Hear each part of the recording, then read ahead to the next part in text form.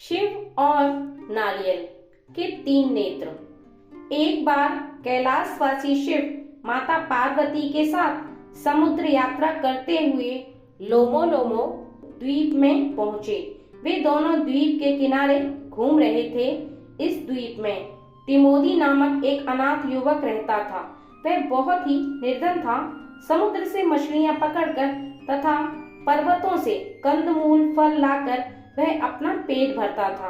तिमोदी गहरे समुद्र में बड़ी कुशलता से अपनी नाव चलाता था। फिजी द्वीप का एक भी नाविक उसके समान नाव नहीं चला सकता था।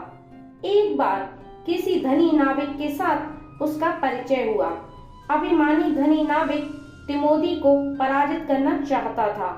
उसने कहा, अपनी नाव के साथ इस द्वीप से भी लेबू द्वीप तक जो पहले पहुंच जाएगा उसे विजेता गिना जाएगा। जो हारेगा उसे अपने हाथ जीतने वाले के पास अमानत के रूप में रखने होंगे और 10 नावें देनी होंगी। उन दोनों ने इसके लिए दिन तथा समय भी निश्चित कर लिया। निश्चित दिन आने पर दोनों नाविकों ने अपनी अपनी नाव के साथ विजय यात्रा आरंभ कर दी। कुछ समय बाद समुद्र में शीघ्र ही आंधी आ गई। बुरे भाग्य के कारण तिमोदी की नाव समुद्र के जल में डूब गई। जब तक वह नाव को पुनः जोड़ता तब तक धनी नाविक बहुत दूर निकल जाता है और विजयी हो जाता है। हार कर तिमोदी ने पहले ही सभी शर्तें स्वीकार कर ली। चिंता में डूबा हुआ तिमोदी घर से निकल पड़ा। अब वह हाथों के बिना मछलियां भी नहीं पकड़ सकता था और कंदमूल फल भी नहीं ला सकता था। भूख से तड़पते हुए उसे 4 दिन हो गए। 5वें दिन भी वह अरण्य रोदन सा करता हुआ इधर उधर घूम रहा था। अब वह चल भी नहीं सकता था। वह किसी वृक्ष के नीचे बैठकर ऊंचे स्वर में रो रहा था। इधर द्वीप के किनारे घूमते हुए शिव पार्वती भी उस वन में पहुंचे।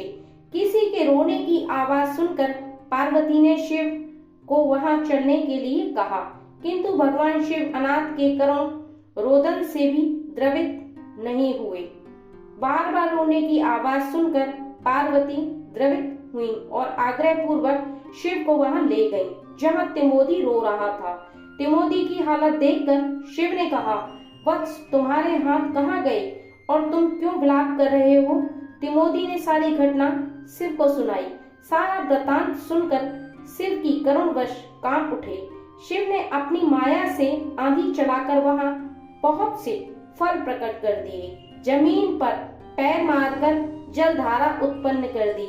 निर्मल शीतल जलधारा तथा अनेक प्रकार के फलों को देखकर तिमोदी हर्ष से नाच उठा।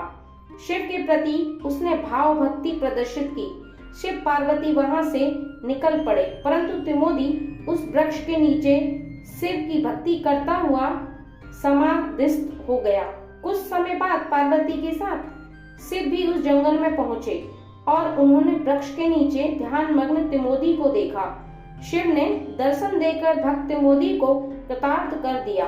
शिव ने अपने भक्त तिमोदी को आदेश दिया कि तुम ऐसे फलों की खेती करो जिनमें जल और फल साथ ही उत्पन्न हो। आश्चर्य में पड़े हुए तिमोदी ने भगवान से पूछा, भगवान, उस वृक्ष का नाम क्या है? हाथ और बैलों के बिना मैं उन वृक्षों की खेती कैसे कर सकता हूँ? आशुतोष शिव ने कहा, वत्स, चिंता मत करो, सब ठीक हो जाएगा। ऐसा कहकर शिव पार्वती अंतर्ध्यान हो गई।